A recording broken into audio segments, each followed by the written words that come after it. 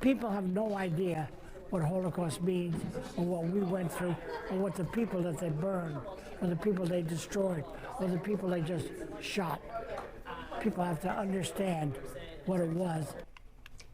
A 100-year-old World War II veteran in Florida, one of many working to make sure that the world never forgets the Holocaust.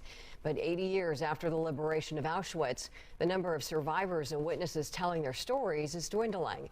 And that means it's up to the next generation to stand up against hatred and intolerance. Well, DaLaun Dillard is here now in studio with how they are doing just that. DaLaun, good morning. Hey, ladies, good morning. Incredibly important that we continue to remember this and tell the stories. The Holocaust saw the systemic state-sponsored murders of 6 million Jews between 1933 and 1945. Millions of others were also killed, including people of other races and cultures, people with disabilities, LGBTQ people, and those who stood up against Nazi Germany. 80 years later, people and groups here in Houston are doing their part to keep victims' memories alive. On Sunday, the Holocaust Remembrance Association held their annual March of Remembrance. People braved the rain to walk in favor of unity and against hatred and bigotry.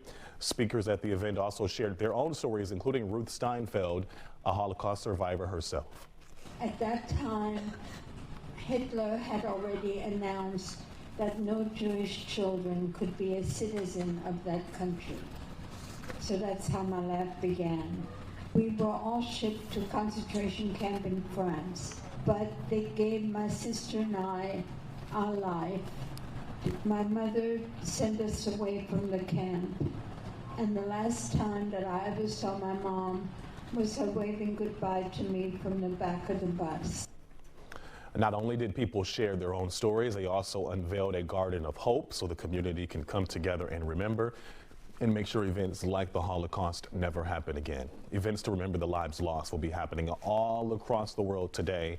Mourners will visit commemoration sites, reading the names of victims and light candles. A commemoration ceremony will also be held at Auschwitz later this morning for survivors and their families. So if you'd like to honor the lives lost right here in Houston, the Holocaust Museum of Houston is hosting a Remembrance Day ceremony at 10 o'clock this morning. They'll also be honoring a Ukrainian monk who worked to rescue Jews by sheltering them in monasteries and helping them escape. A guest speaker will also talk about how he survived the October 7th attack on Israel last year, ladies. Wow. And we have seen, you know, DaLaun, a rise in anti-Semitism, a rise in hate crimes around the world. For kids who are up watching us this morning, you know, I think there are some helpful reminders for what we can all do to combat this. Yeah, I mean, simply put, literally just treat people the way you want to be treated first and foremost. And then also there are some things that you can do, including celebrating other cultures by going to our funding events that bring people together, and by watching movies or reading stories that celebrate diversity. You can also call out bigotry and hate speech when you hear it. You can also talk to your own kids. This is for parents. Talk to your kids about the differences and how differences are okay. Teach them kindness. And finally, if you see someone being harassed or physically attacked, don't just sit there and watch it. Intervene. That's only if it's safe to do so, of course, ladies.